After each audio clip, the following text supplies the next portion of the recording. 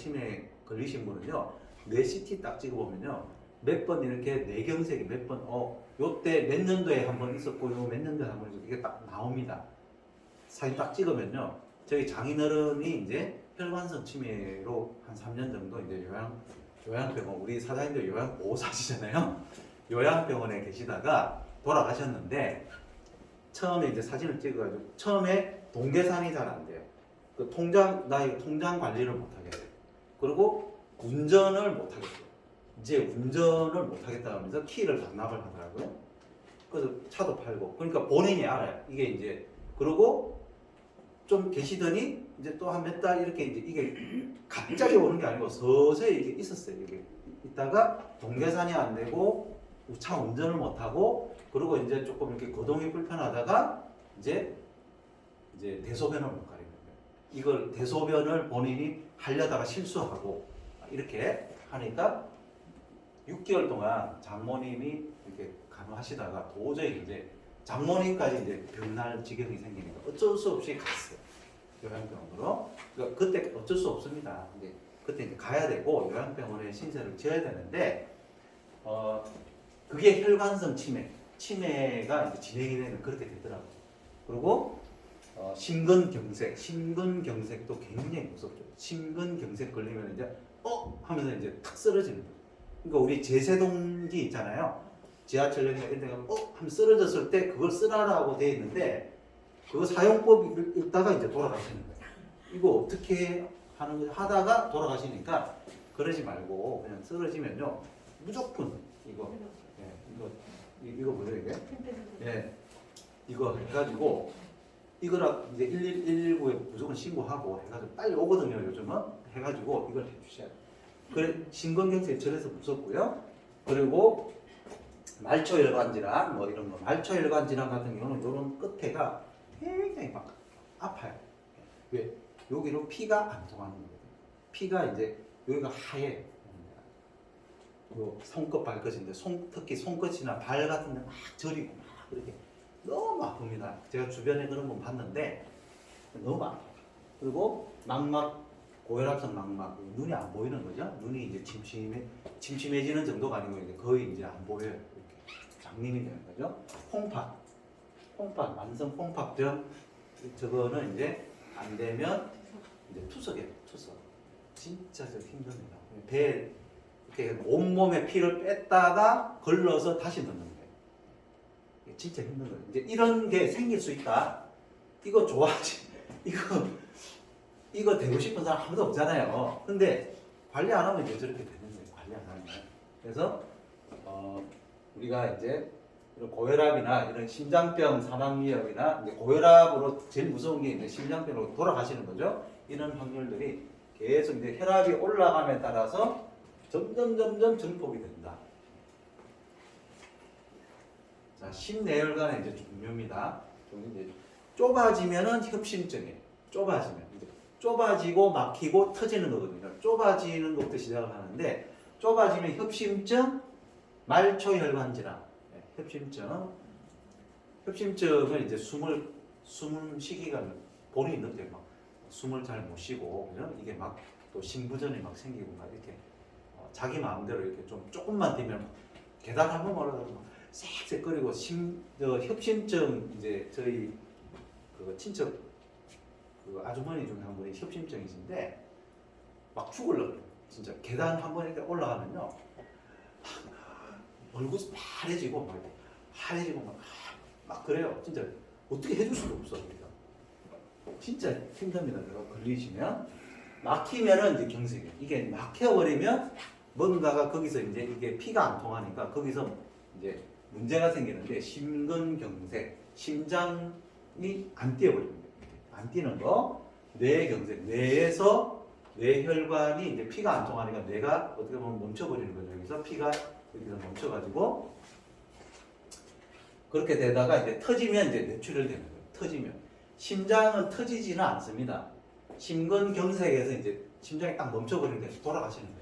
그래서 그러니까 혈관은 뇌출혈까지, 뇌경색에서 더 심해지면 뇌출혈이 생기는 거예요.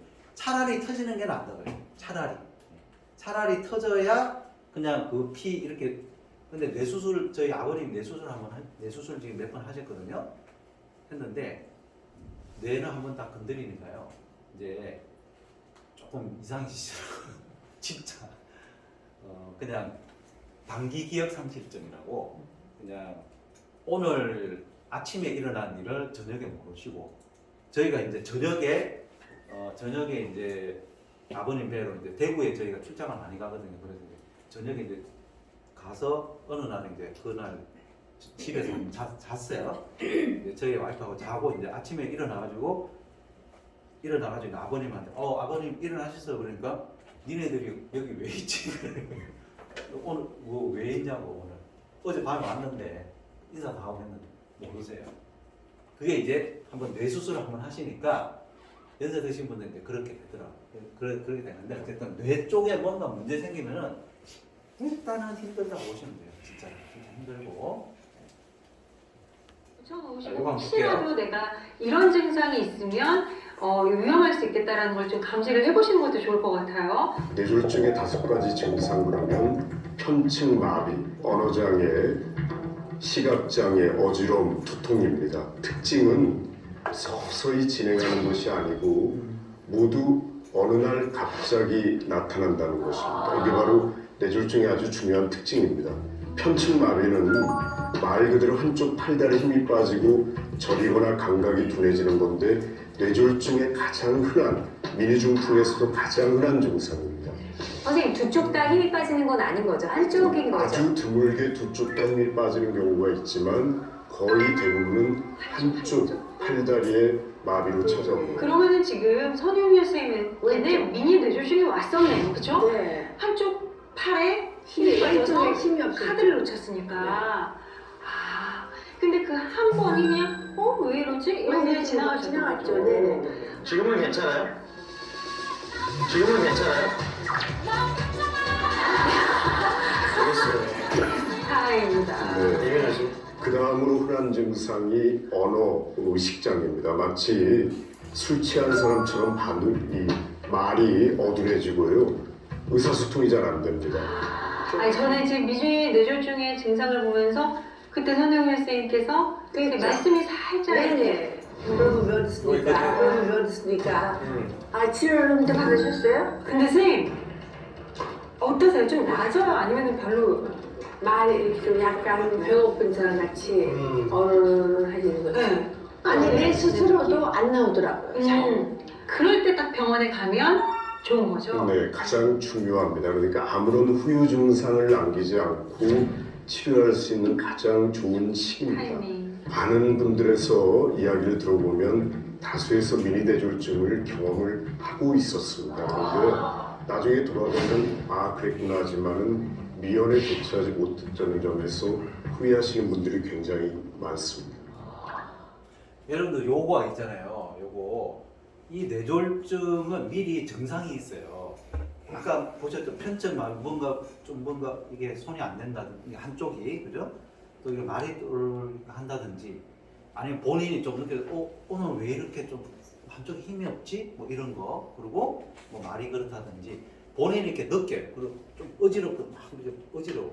근데 이게 이제 괜찮아지 어지러웠다가 이제 좀 괜찮아져요. 그러면 뭐 별거 아니겠 이렇게 지나가는데 이게 안 된다는 거예요. 이게 저희 아버님이 그렇게 이제 몇 년 지난 뒤에 이제 제가 어느 날 가보니까 이제 방문을 해보니까 가는데 걷는데 이렇게 다리를 이렇게 하는 이게 편측마비죠, 그죠? 근데 원래 좀 이렇게 잘 못 걸으셨으니까 그러려니 할 수도 있는 건데 뭔가 좀 이상한 거예요. 그래서 저 아버지가 좀 언제부터 저러셨으니까 한 며칠 전부터 저렇게 됐다는 거예요. 어머님은 생각해 그래 뭐 정세가 좀 심해졌나 보다 이렇게 생각하세요. 그래서 내가 딱 볼 때 이제 제가 이 강의도 했으니까 편측마비다 이렇게 생각해가지고 바로 병원 가서 찍었거든요. 바로 뇌졸중 그 뇌경색 있죠. 이게 피가 이렇게 싹 보이더라고요. 잘 오셨다고. 그래서 그 약 먹고 해가지고 이게 비환경이 풀리거든요. 그러니까 요렇게 하면 되는데 이걸 이제 그냥 냅두면 이게 터지는 그게 중풍이에요. 뇌졸 중풍. 갑자기 바람 맞는다 이거예요. 왜 바람 맞느냐? 찬바람 맞았을 때 찬바람 이제 이렇게 혈관 질환이 있는 분이 찬바람 맞았을 때 쓰러지더라고요. 그래 푹 맞는다 그러거든요. 그러니까 찬바람이 생겼을 때 혈전이 갑자기 생겨버리는 게 그리고 혈관이 좁아지거든요. 바깥에 이렇게 찬바람을 맞을 때 혈관이 탁 좁아졌을 때 이런 혈관 질환이 있는 분들은 좁아진 상황에서 혈전이 딱 생겨버리면 바로 그게 터져버립니다. 그래서 바람 맞는다라는 이야기가 뇌졸중입니다. 뇌졸중풍의 이제 줄임말이죠. 그래서 머릿속에서 이제 터져버리는 겁니다. 그게 이제 중풍이에요. 이게 혈전이 이렇게 시커멓게 이렇게 이제 끼어 있는 거죠. 이렇게 혈전이 이렇게 혈관에 이렇게 끼면은 피가 안